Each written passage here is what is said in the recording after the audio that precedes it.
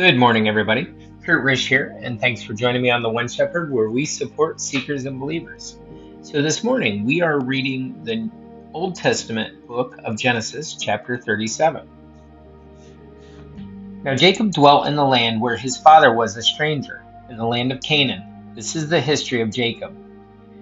Joseph, being 17 years old, was feeding the flock with his brothers, and the lad was with the sons of Bilhah and the sons of Zilpah and his father's wives. And Joseph brought a bad report of them to his father. Now Israel loved Joseph more than all his children, because he was the son of his old age. Also he made him a tunic of many colors.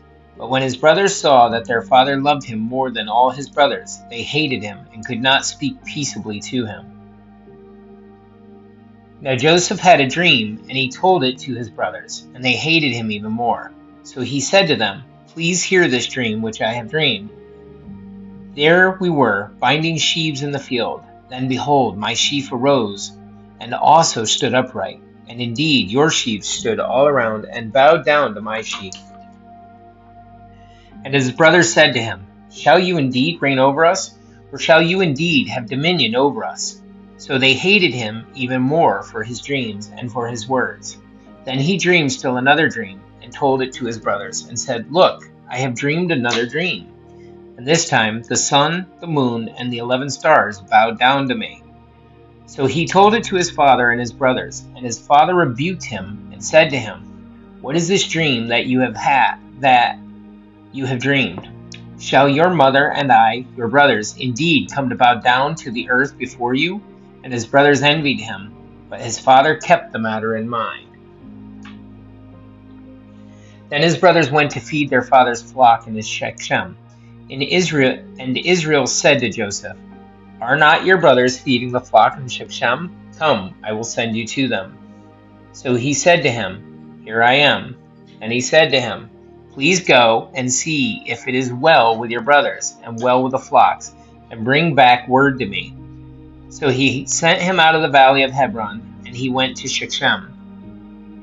Now a certain man found him, and there he was wandering in the field. And the man asked him, saying, "What are you seeking?"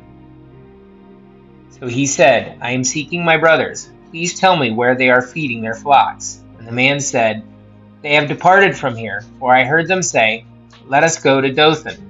So Joseph went after his brothers and found them in Dothan. And when they saw him far off, even before he came near them, they conspired against him to kill him. Then they said to one another, "Look, this dreamer is coming. Come therefore, let us now kill him and cast him into the pit, and we shall say, 'Some wild beast has devoured him.' We shall see what will become of his dreams." But Reuben heard it, and he delivered him out of their hands and said, "Let us not kill him." And Reuben said to them, "Shed no blood, but cast him into the pit which is in the wilderness, and do not lay a hand on him, that we might deliver him out of their hands, and bring him back to his father." So it came to pass, when Joseph had come to his brothers, that they stripped Joseph of his tunic, a tunic of many colors, that was on him. Then they took him and cast him into a pit, and the pit was empty, there was no water in it. And they sat down to eat a meal. Then they lifted their eyes and looked, and there was a company of Ishmaelites coming from Gilead with their camels, bearing spices, balm, and myrrh, on their way to carry them down to Egypt. So Judah said to his brothers, "What profit is there if we kill our brother and conceal his blood? Come, let us sell him to the Ishmaelites, and let not our hands be upon him, for he is our brother and our flesh." And his brothers listened. Then Midianite traders passed by. So the brothers pulled Joseph up and lifted him out of the pit, and sold him to the Ishmaelites for 20 shekels of silver, and they took Joseph to Egypt. Then Reuben returned to the pit, and indeed Joseph was not in the pit, and he tore his clothes, and he returned to his brothers and said, "The lad is no more, and I, where shall I go?" So they took Joseph's tunic, killed a kid of goats, and dipped the tunic in the blood. Then they sent the tunic of many colors, and they brought it to their father and said, "We have found this. Do you know whether this is your son's tunic or not?" And he recognized it and said, "It is my son's tunic." A wild beast has devoured him. Without doubt, Joseph is torn to pieces. Then Jacob tore his clothes, put a sackcloth on his waist, and mourned for his son many days. And all his sons and all his daughters arose to comfort him, but he refused to be comforted. And he said, "For I shall go down into the grave to my son in mourning." Thus his father wept for him. Now the Midianites had sold him in Egypt to Potiphar, an officer of Pharaoh and captain of the guard.